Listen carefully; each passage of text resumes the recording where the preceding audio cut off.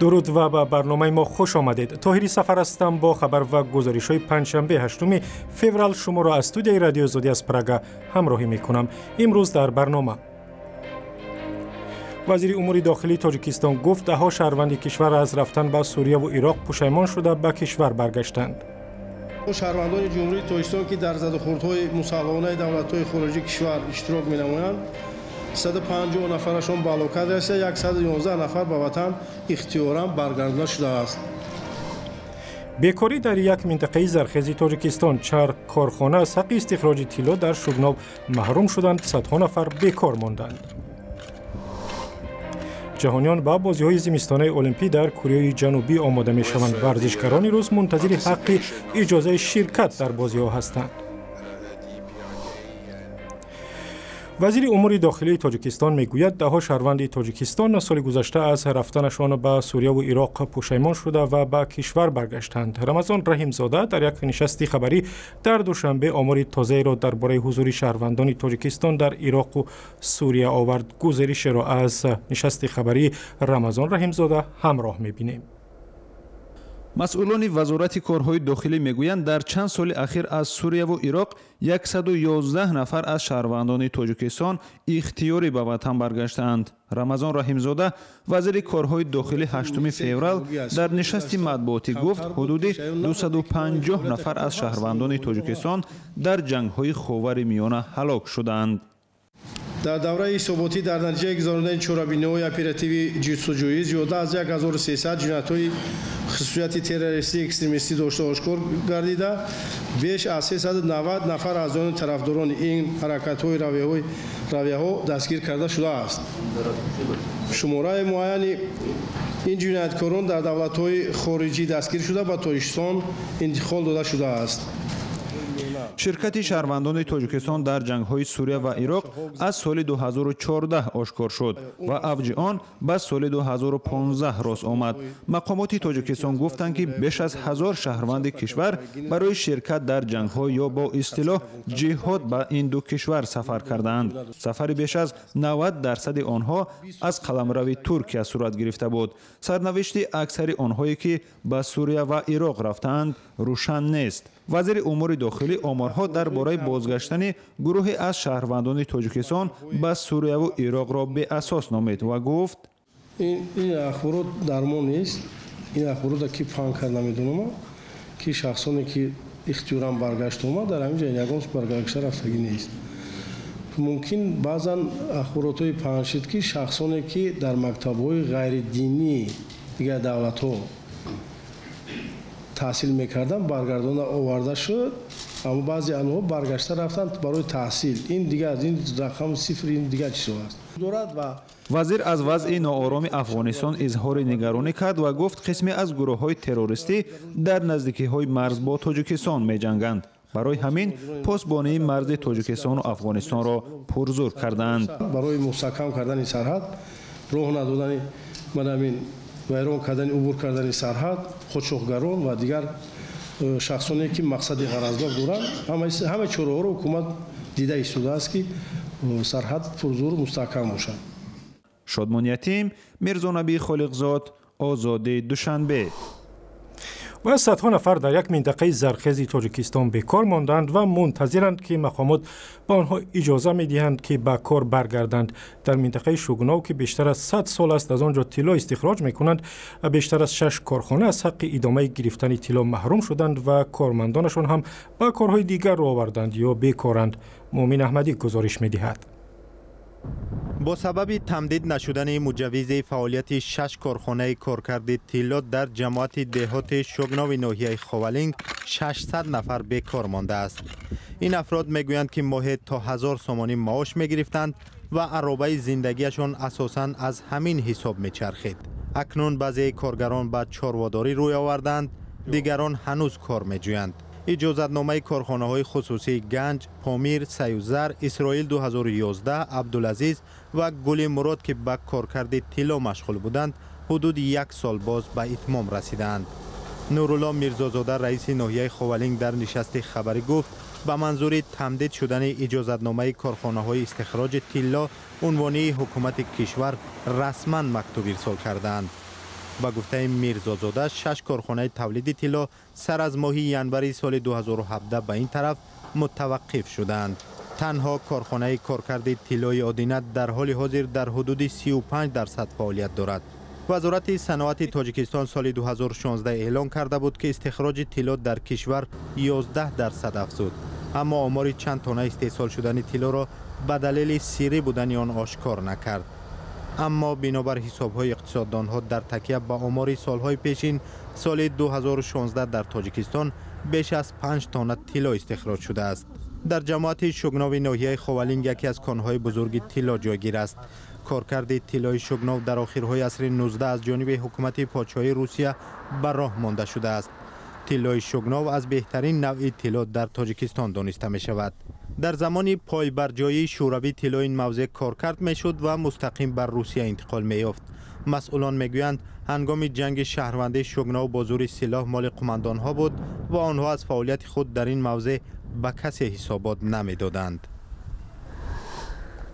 قرار است فردا یک دادگاه شکایت دهها ورزشکاری روس را بررسی کند که از حق شرکت در بازی‌های بین المللی محروم شدند. عین زمان در دادگاه حکمی ورزشی در کره جنوبی شکایت 42 ورزشکار و مربی روس را بررسی می‌کنند که حق ندارند در بازی‌های المپی امسال شرکت ورزند.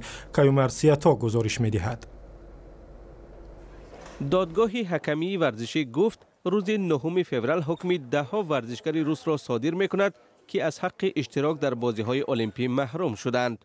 47 ورزشکار و مربیان آنها به دادگاه مراجعت کردند که قرار کمیته بین المللی المپی درباره آنها را به اعتبار کند.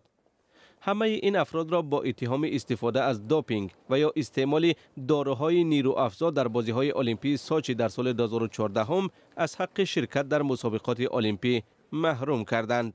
متیو ریب دبیر کل دادگاه گفت قرار دادگاه غالباً پگاه ساعت 9 تا 12 صادر می شود. معلومات اضافی را به شما می رسانیم.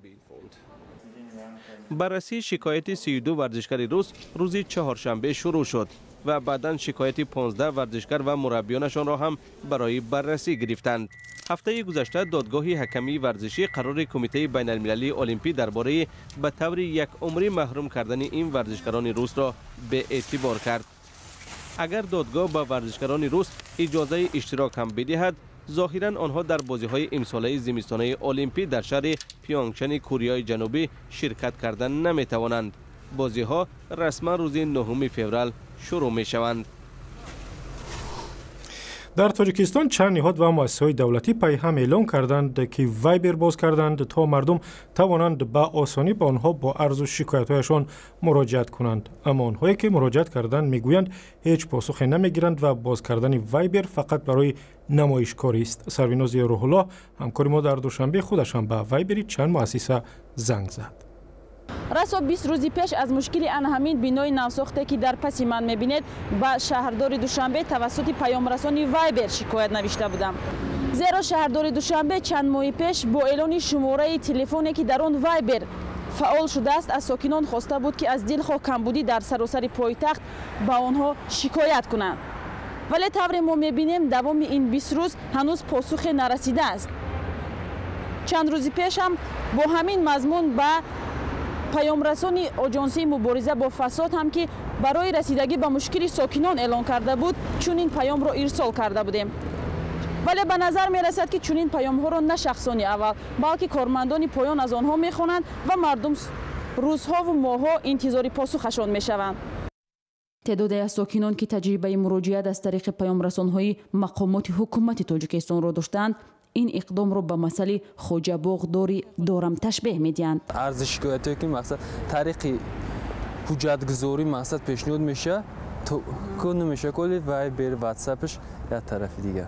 ساکنان میگن اگر مقامات رابطه خود را با مردم زیچ کردن است باید به مراجعت ها پاسخ دهد و از تدبیرشون آنها را آگاه کنند. من مثلا سنه 14 دکبر سال 2017 اویدی یک قاعده ویرانکنی در راه ба вайбери вазорати корҳои дохила навиштам ки дар он ҷо ман гуфтам ки рақами мошинро навиштам ва тамғаи мошинро ва гуфтам ки ҳамин мошин зимни ҳаракат қоидаи ҳаракати роҳро вайрон кард ва қариб ба мошини мо бармехӯрд ки метавонист садама ба вуҷуд ояд.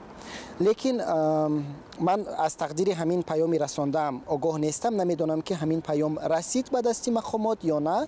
ҳукумати шаҳри Душанбе, вазорати корҳои дохилӣ, оҷонсии мубориза бо фасод, ҳукумати вилояти Суғд ва мақомоти чанд ноҳияи дигар шумораи вайберу ватсапашонро эълон карданд. баъзе аз ниҳодҳои давлатӣ мехоҳанд барои қабули шикояти мардум як гурӯҳи хосе таъсис диҳанд, чунки шумораи арзу шикоятҳо зиёд мешавад ва бояд имкони посух ва расидагӣ ба он паём фароҳам бошад. худи раис физически наметавонад ки имкон надорад ки ба ҳар яки онҳо ҷавоб диҳад ва фикр мекунам албатта ин дар ҳозирам ва дар оянда ҳам кори даста ё гурӯҳе хоҳад буд ки махсус карда шудааст ки ба муроҷиати шаҳрвандон ҷавоб диҳанд. تعدادی از ساکنان میگن به دنبال این اقدام به درخواست و شکایت‌های سالها بازمانده‌شان جواب گرفتند. وایبر خط نوشتیم. مدت 2 روز مدت جواب اومد، مکتوب جوابنامه اومد که مدت یک هفته کارگرامو رفتن میبینن، اومده دیدن زمینای چین کردن و سیب کردن وعده دادن که بعد یک هفته پس ساختمان سر میشه. اومدن زمینای چین کردن دیدن که